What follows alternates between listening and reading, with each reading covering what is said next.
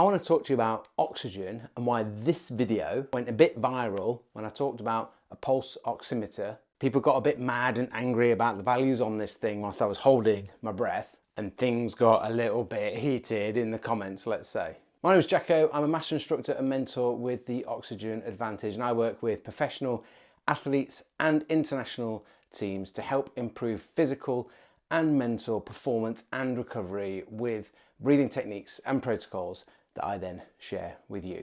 So this video got 2 million views or more so far, and it's just a little clip from a workshop I was doing.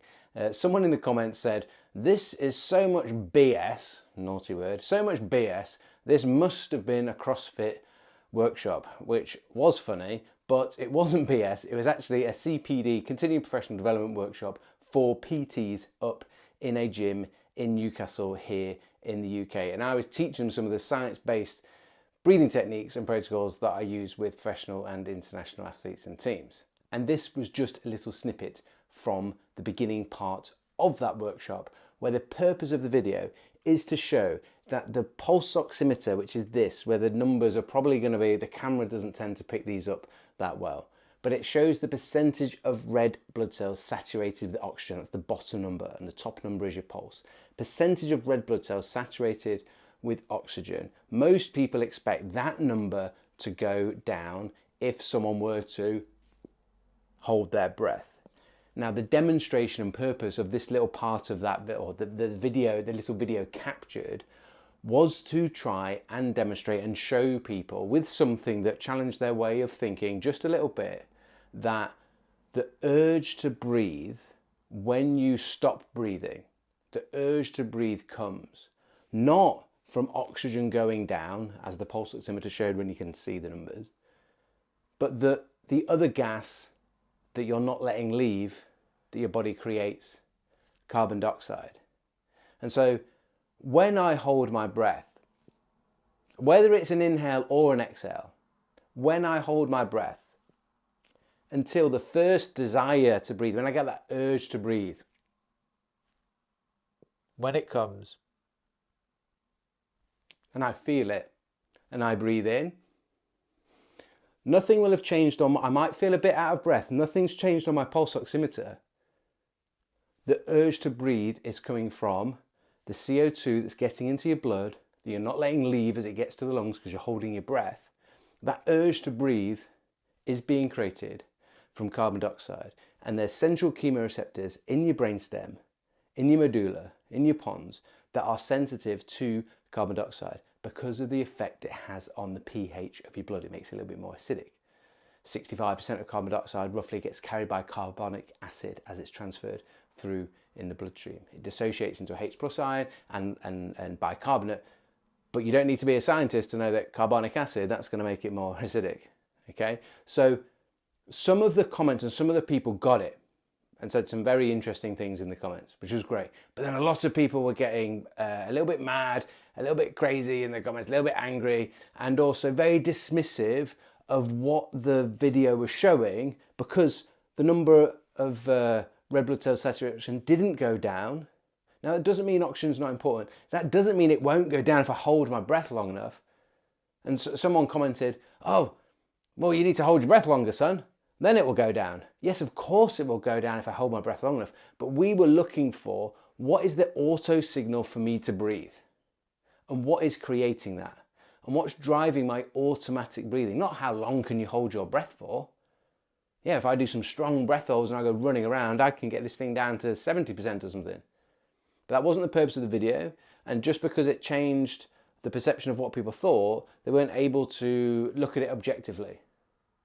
And this video I wanted to create just to try to provide some clearance and some clarity on what that video was supposed to be about and what it wasn't about. Yes, if you hold your breath long enough, oxygen's going to go down. Oxygen is going to leave your lungs, go into your blood, and once it's left your blood into your tissues, there isn't going to be enough in your lungs whilst you're holding your breath to keep replenishing that oxygen. But that takes a very long time, because your red blood cells in your blood is the transport system for your blood. No, that is your blood. The red blood cells and your blood are the transport system for the oxygen to everywhere in your body. And it's so important. It's there in absolute abundance. You have something like 25 trillion red blood cells, and normal saturation is 95 to 99. So they're almost always full because they're that important. When you stop breathing and hold your breath, until you feel the urge to breathe in, that urge to breathe in isn't being signaled by oxygen going down. That'd be too dangerous for the body. We'd have too much fluctuations in our oxygen levels, and we don't want that. We can't have that. Oxygen needs to be there in a readily supply all the time, and that's what your blood is providing. The signal for breathing is coming from carbon dioxide building up in the blood and in the lungs, and we breathe it out and the brain is happy, and then it builds up again and it wants you to breathe, so you breathe it out and the brain is happy. It's being governed centrally by those chemoreceptors, primarily to carbon dioxide and the effect it has on pH. There are obviously other things going on, but in terms of what that video was supposed to be showing, supposed to be trying to help us to understand a simple concept that most people don't realize because they've just never been shown, never been explained, or never been taught, that your natural urge to breathe, not how long you can hold your breath for, your natural urge to breathe is being governed by not oxygen going down, but by CO2 levels rising. And understanding that can really help people with their breathing, and with their understanding of breathing, then they can help to control all sorts of physical activity, mental activity, managing stress, managing recovery, all these things that we go on to explain through some of the courses and with the app that I've got that some of you will have already checked out. And if you haven't done, there's a free program, The Foundations of Breathing, that's completely free, both on the website probreathwork.com and on my app, Pro Breathwork app. It's absolutely free. If you find this type of stuff interesting, you want to learn a bit more about how you can use your breathing to influence all aspects of your physiology, whether it's physical, whether it's mental, whether it's both, whether it's for exercise performance or whether it's just for general day-to-day life, then that's a free course that I would highly recommend that you check out. Obviously, I'm biased because it's mine, but get lots of amazing feedback from that. And it's not free because it's just a little bit of stuff and not very good. I've tried to make all of the foundations of breathing so simple for you to follow, so simple for you to understand, but also everything there that you need to improve your breathing, because I feel like that should always be free, and that should be free, and it should be a basic piece of education that everyone has access to. So there's no barriers. You can download the app on Apple, you can download the app on Android. If you've got a bit of a crap phone, you've got an Android phone. I'm joking, but I've got an iPhone. Guilty. You can download on either Apple or on the Google Play Store for Android. And that free foundations course, as it says, is completely free. I hope that's been helpful. If you want to go crazy in the comments on this one as well, that's also fine. But hopefully it gives some clarity. Yes, you can get your pulse oximeter to go down. If you hold your breath for longer, yes, of course.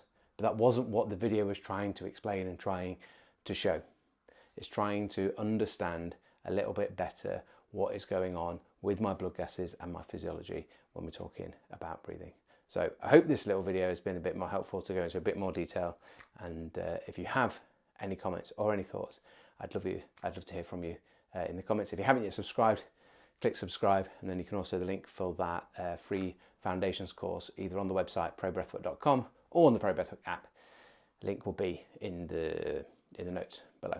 You've been breathing. I've been Jacko. Till next time, keep it nasal when you can.